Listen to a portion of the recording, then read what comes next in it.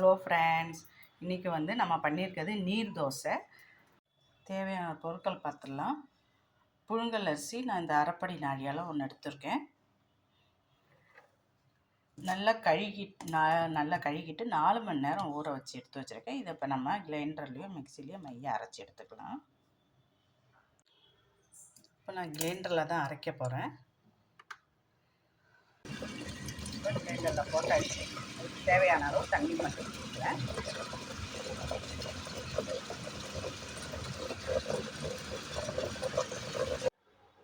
இப்போ வந்து மாவை நல்லா நைஸாக அரைச்சி எடுத்தாச்சு. பாருங்கள், கிரைண்டர்லேயே தான் இருக்குது. இந்த அளவுக்கு நைஸாக இருக்கணும்.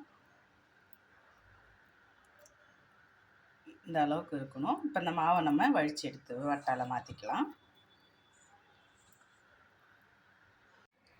மாவை வட்டால் மாற்றி வச்சுட்டேன்னா நான் இதில் உப்பு எதுவுமே போடலை, வெறும் அரைச்சி அப்படியே எடுத்து வச்சுருக்கேன். இது 4 மணி நேரம் நம்ம புளிக்க விட்டுட்டு அப்புறமா வார்த்து எடுக்கலாம். நீங்கள் கிரைண்டரை கழுவின தண்ணியை கூட சேர்த்து இதில் ஊற்றிக்கலாம். நமக்கு தண்ணியாக தான் வேணும் கொஞ்சம் மாவு. அதை நான் உங்களுக்கு இந்த தோசை வறுக்கும் போது காட்டுறேன். இப்போ 4 மணி நேரம் புளிக்க வச்சிடலாம். இப்போ மாவு வந்து நம்ம 4 மணி நேரம் புளிக்க வச்சுக்கிட்டோம். நமக்கு எவ்வளோ தேவையை ஊற்றுறதுக்கு அவ்வளோ மாவு நான் இப்போ எடுத்து வச்சுருக்கேன். அதுக்கு தேவையான அளவு உப்பு போட்டுடலாம். இந்த மாவுக்கு மட்டும்தான் இப்போ எவ்வளோ ஊற்றுறோமோ அதுக்கு மட்டும் உப்பு போடுறேன். இதை வந்து நல்லா கலந்துக்கலாம்.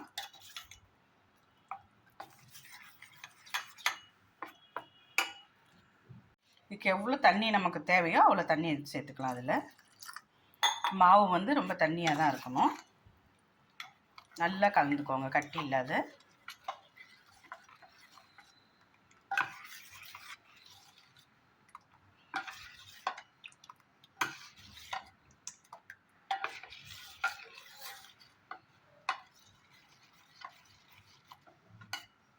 இந்த அளவுக்கு கலந்துக்கலாம்.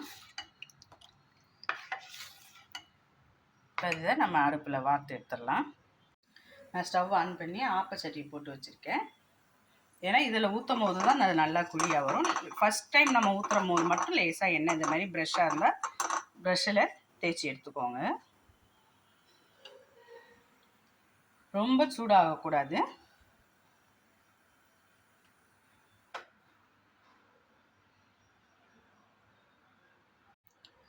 இப்போ நல்லா கடாய் காஞ்சிருச்சு. நல்லா தோசை வார்க்கிறேன் பாருங்கள்.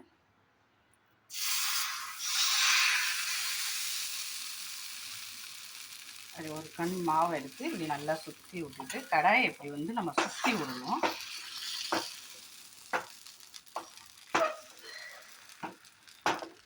இந்த மாதிரி நல்லா நம்ம கையாலே சுற்றி விட்டுட்டு இந்த மாதிரி ஹோலாக அதாவது ஓட்டையாக வந்துடும். அப்போ நம்ம மாதிரி மூடி போட்டு மூடி வச்சுருங்க. கொஞ்சம் நிறைய வேகட்டும் பார்க்கலாம். இப்போ நம்ம மூடி எடுத்தாச்சு. இப்போ பாருங்கள், நல்லா ஒட்டாத நல்லா வரும். இதேமாரி உங்கள்கிட்ட பட்டர் நைஃப் இருந்தால் இல்லை நல்ல ஸ்பூன் இருந்தால் அதால் இப்படி எடுத்திங்கன்னா கொஞ்சம் கூட இதில் சட்டியில் ஒட்டவே ஒட்டாது.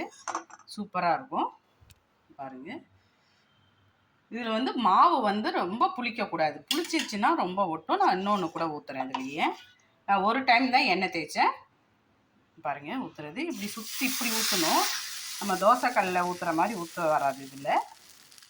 அதனால தான் நான் ஆப்பச்சட்டி எடுத்தேன். இப்படி குழியாக இருக்கும் போது நல்லா டேஸ்ட்டாகவும் இருக்கும், நல்லாவும் இருக்கும். இது ஒரு டிஃப்ரெண்ட்டாக எப்போ பாரு இட்லி தோசை சாப்பிட்றதுக்கு மாதிரி இதேமாரி சாப்பிட்றதுக்கு நல்லாயிருக்கும்.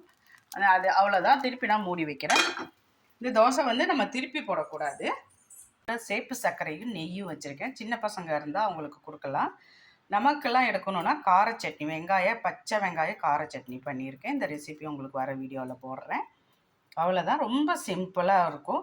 இதில் ஒரு 4 தோசை சாப்பிட்டாலே நமக்கு வயிறு ரொம்ப ஃபுல்லாகிடும். பாருங்கள் எவ்வளோ மெலிசாக இருக்குதுன்னு பாருங்கள்.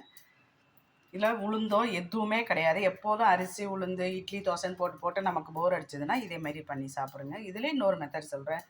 சட்னி வேணாம், சர்க்கரை வேண்டாம், எனக்கு வெறுமனை வேணும்னு சொன்னிங்கன்னா இந்த மாவு தண்ணியாக கரைச்சி உப்பு போடுறீங்க இல்லையா, அதிலே கொஞ்சம் ஜீரகத்தை போட்டுட்டு ஊற்றி சாப்பிட்டிங்கனாலும் நல்லாயிருக்கும்.